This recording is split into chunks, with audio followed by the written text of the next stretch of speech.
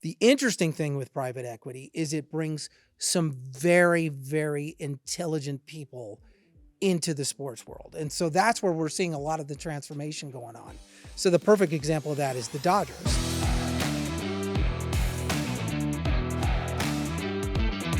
Welcome into Impactful Conversations, stories and lessons for financial advisors. I'm your host, Dave Edgecombe. We've got a good one today. I've got joining me Eddie Nolan, our VP of Sales, one of our VP of Sales here at Impact, and we're going to talk about the finance of sports. We're both huge sports fans. We're both huge Yankee fans. Please don't hold that against us.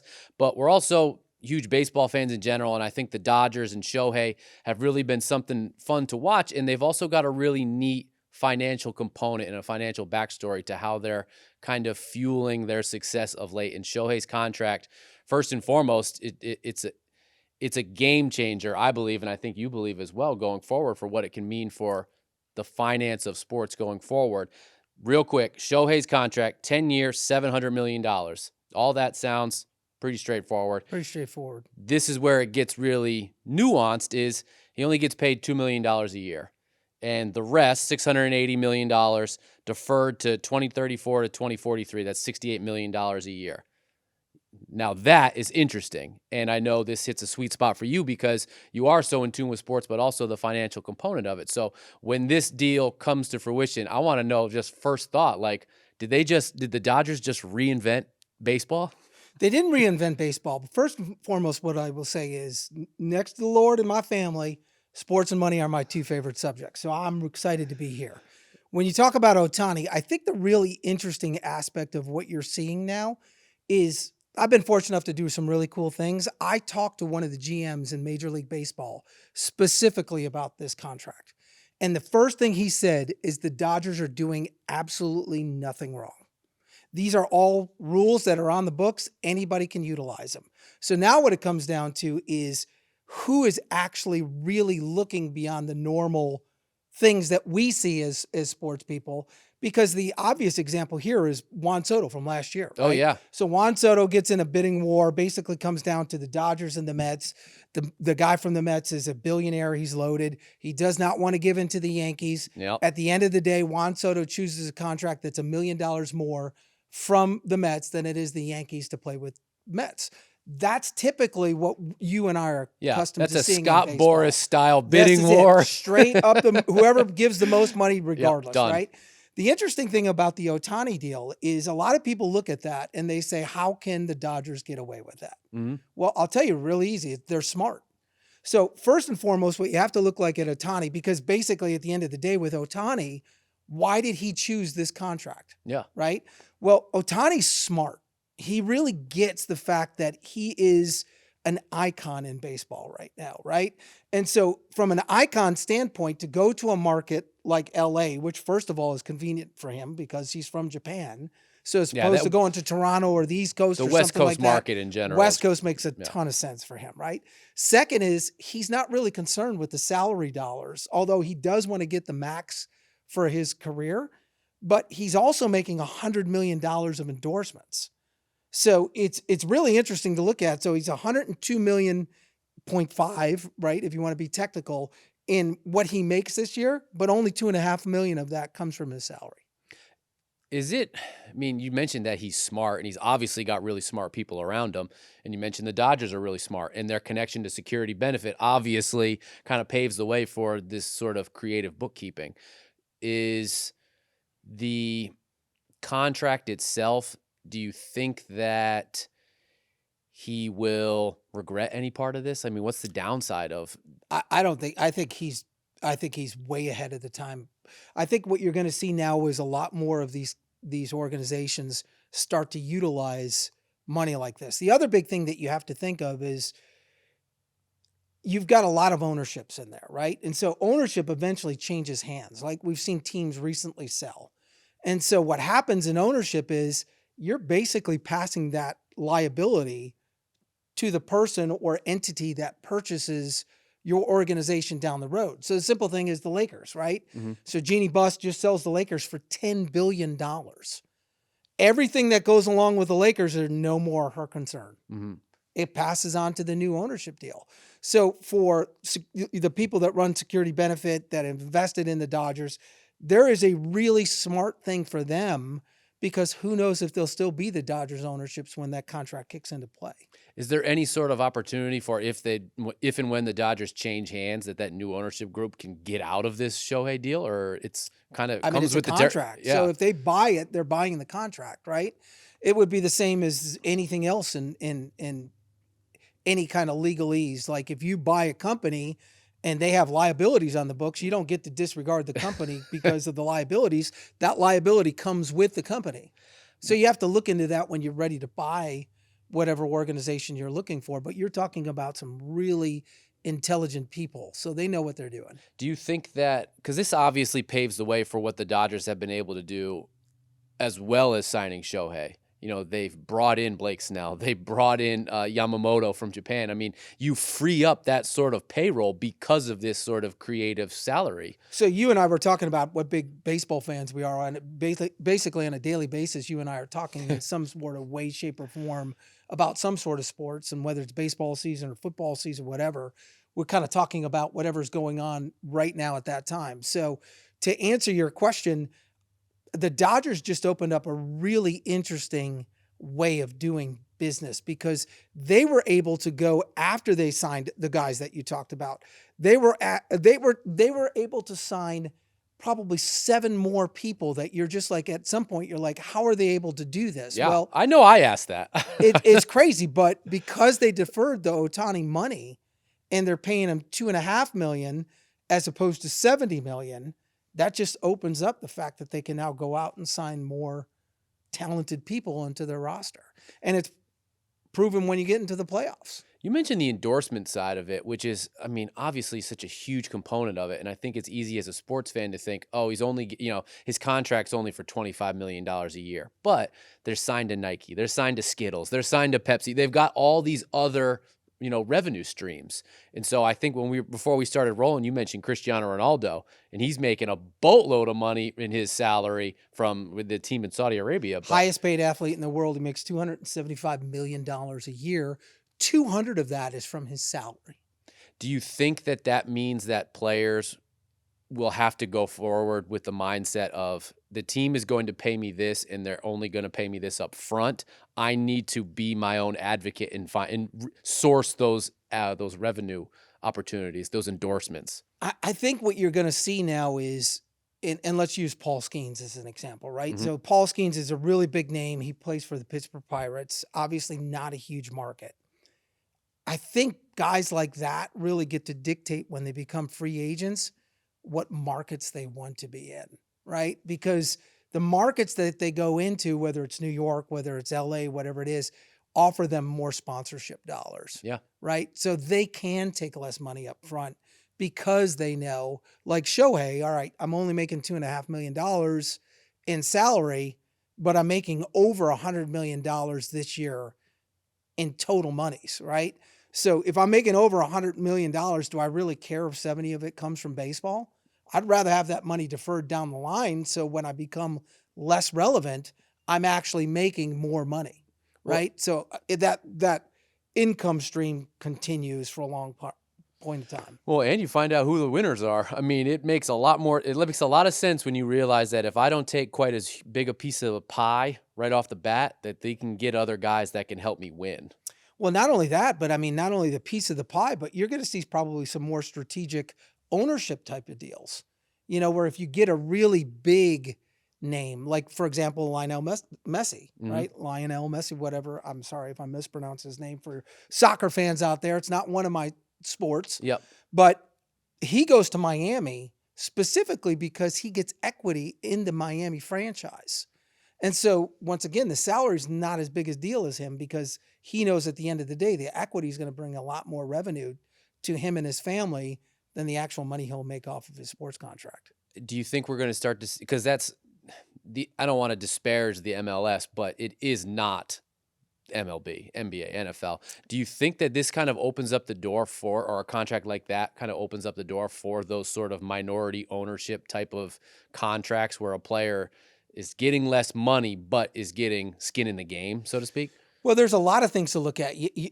That's a perfect example. If you stay to the 4 top popular sports in the U.S., which is baseball, basketball, football, and hockey, if you look at the average salary, which one of those organizations do you think averages the highest payout to a player as opposed to the lowest payout? I got to think the NBA is The the NBA highest. is by far not only the minimum salary, but the average salary. The average salary in the NBA is about $12 million.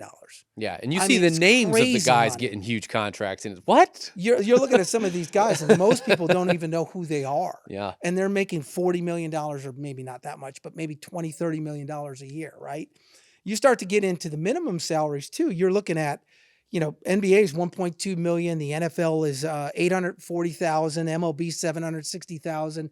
Hockey is 775,000, right? So the minimum salary comes into play, but then also there are retirement factors that go in. So when you go into different sports, depending on how long you are, you start to qualify for pension programs, and they're significant. Yeah. I mean, in the NBA, when you go to retire, you're getting $195,000 a year. Now there's vesting, there's age restrictions and all that type of stuff, but you're still making $200,000 a year retired from the NBA. Same thing with baseball, football, hockey. MLB is probably the most lucrative sport out there. Yeah. Those players are getting $225,000 a year once they retire. And the MLB pension program just itself is worth over $500 million. I'm curious about sort of the private equity component of it. You mentioned security benefit getting involved in this, and the changing landscape of sports and how these entities are starting to run them a little bit differently and viewing liability differently. So private equity is really interesting, not only just in sports, but like in our industry as well, right? In the insurance space, in the AUM space. I mean, private equity gets into everything. And you're seeing companies like Arctos and Redbird Capital and these other companies actually get into all kinds of sports franchise, mostly as minority owners. Mm-hmm. But the point is that they're getting into more and more things. Now, the interesting thing with private equity is it brings some very, very intelligent people into the sports world. And so that's where we're seeing a lot of the transformation going on. So the perfect example of that is the Dodgers. So the management group behind the Dodgers also is a management group that works with security benefit and other insurance companies in our industry. And one of those guys, Todd Bowley, to me is one of the smartest guys I can think of.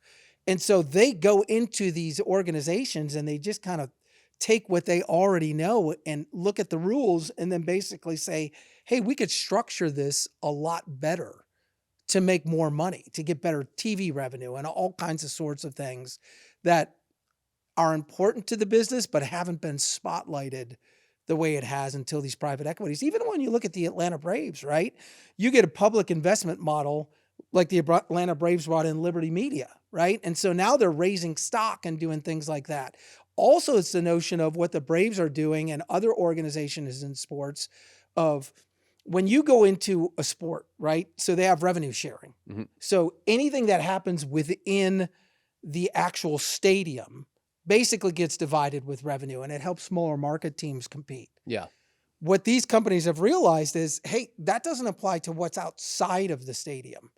And so like here in Atlanta, if you've been to a Braves game, Yep. they have this beautiful facility down there outside The and battery. basically the battery. Mm-hmm. And what the battery does is it generates a whole next level of revenue that is not required to be split with any of the other MLB franchises. I do think that format, that idea, because you see that in other places. I think it's in Oklahoma City. They got Bricktown, where it's this little hub. St. Louis has it. I mean, you go all over the country and more places are jumping into this area where traffic is blocked off. People are able to go around. They're shopping, they're eating, they're drinking before the game, after the game, hanging out and spending more money. Absolutely. This is a changing landscape for sports and for sports fans. Do you think the average sports fan needs to be like tuned into this sort of thing? Well, I mean, I know you and I are a little bit more interested, but this is really, I mean, we still haven't even gotten to like college sports, NIL money. We haven't gotten into gambling and what that's kind of doing to the industry. And so there's so many different places that you can kind of take this conversation. But the point is, it is really, really interesting in how it's being run, who's getting involved, what the landscape looks like today, I mean, look at NIL. Like NIL is just crazy. Like you look at players in the, so Ohio Smith has a wide receiver by the name of, or Ohio State has a wide receiver by the name of Jeremiah Smith. He's making $4.2 million in college. The quarterback from South Carolina, Lenora Sellers, he makes $3.7 million. And so at some level, like, there's even a Senate bill out there that basically is going to be proposed where kids could be in college and they could get drafted and actually go back to college. Really? I mean, it's all kinds of interesting international athletes. There's a whole bunch of stuff that you could potentially look at that is going to change 2 years, 3 years down the road that we're not even remotely thinking about right now. Yeah, I want to ask you about annuity, but you do bring up a good point about the NIL. And I think a lot of sports fans, especially college sports fans, think, yes, this is nice and this is kind of fun, but this has got to be throttled back. Like, we need to get this thing under control. It's a little bit of the Wild West. Do you think, without getting into the NIL stuff, do you think that baseball is going to need to sort of re-examine how contracts are delegated out for fear of losing that competitive balance? Baseball's tough specifically because the smaller markets are very, very much at a huge disadvantage, right? For what we talked about with Skeens, like he could go to bigger markets and just make more endorsement dollars. NIL is incredibly interesting because NIL money is just, it wasn't meant to be that. What NIL was meant to be was became name, image, and likeness, right? So if you were a college player and you were on a video game, you should be compensated for that. But what it is now is you've got all these universities saying, hey, you're good, or at least we think you're good. And so we're going to offer you more money than another school, just like free agency in any kind of professional sport, to come to our university and play, right? I mean, you saw that with the Tennessee quarterback. Yeah. I mean, here's a guy who basically, and I don't want to bash the guy, but he's playing for Tennessee. They go into the potential national championship game. He's making a certain amount of money, and he goes back to the school and in essence says, hey, you pay me for the regular season. Now that we're in the college football playoffs, I need more money. I mean, that's an interesting dynamic for a college athlete to throw out. And now all of a sudden he's no longer on Tennessee. He's playing over at UCLA. So you got a whole bunch of different things that, like, once again, we could literally take this conversation in a million different directions. That's certainly uncharted territory for the collegiate sports fan. We could always talk about alpine touring and we'll save that for the popular sports going on in the U.S. You're emptying your sports Rolodex on me. I can't have it. I want to bring this back to financial planning, and I want to bring it back to the sort of the obvious comparison of the annuity. Yes. And for the average financial advisor to hear these stories and hear what Shohei's doing, and to be able to kind of take that and say, all right, I'm going to sit across the table from a prospect and be able to explain an annuity through the Los Angeles Dodgers or through sports. So when you hear the Shohei thing, what's the best way for a financial advisor to sort of leverage that talking point into a conversation starter? Well, I think the biggest thing that I would say in that regard to the annuity is, first of all, I mean, sports is awesome, right? I mean, you literally have grown men playing kids' games and they're making tons of money. But getting back into the pension aspect of what the sports offer, the pension is just a fancy term for an annuity. Mm-hmm. It basically says when you retire, we're going to pay you X amount of dollars for a certain period of time, whether it's your life expectancy, whether it's 10 years, 5 years, whatever it is, right? That in essence is an annuity. And so for anybody who hears the word annuity and says, well, I don't like annuities and stuff like that. My first question is, are you getting a pension? Well, I'm sure you probably told your pension company, I don't want this because annuities are bad. Yeah, right. Right? Because that's exactly what it is. So I think most people just don't realize what an annuity is. I mean, at the end of the day, when you retire, the first thing that goes away is your paycheck. And so what an annuity potentially can do is give you that money to meet your monthly or yearly expenses, right? And so you're not worrying about your, where the money's going to come from or where you're going to take money out to pay your rent or your whatever, right? Your living bills. expenses. Yeah. Whatever your living expenses are. So the annuity in essence could cover that. So you're not worried about, all right, where's this money coming from? Or where do I have to, I got money in the market right now. The market's down 10%. Do I take money out of the market and realize the loss? No, because you got the annuity coming in to fund that monthly expense bill for you every month. So that's what I would say is it is a pension. It's just a different word for it. Yeah, that's an excellent point, and I feel like we've covered a lot of good stuff. I've written down a couple of different future podcasts because I think you did great. So I think we'll make you a friend of the show and bring you back on. I'd love to talk NIL and what that looks like going forward, and what it was meant to be, and what it is now, and what could change with that. And then also, you said the G word. I saw a camera behind the camera over here. Sports gambling. That one. There's some real interesting components to that. So I'd love to have you back on to talk about that sort of thing as well. Anytime, my friend. As for you, thank you for watching. Thank you for listening. If you're looking for more ways to grow your practice, our YouTube channel is a great resource. Like and subscribe. Check out Selling with Stories. Check out House Rules. They're all great ways for you to pick up a nugget and insert it into your practice today. So with that being said, like and subscribe, and we'll see you next time.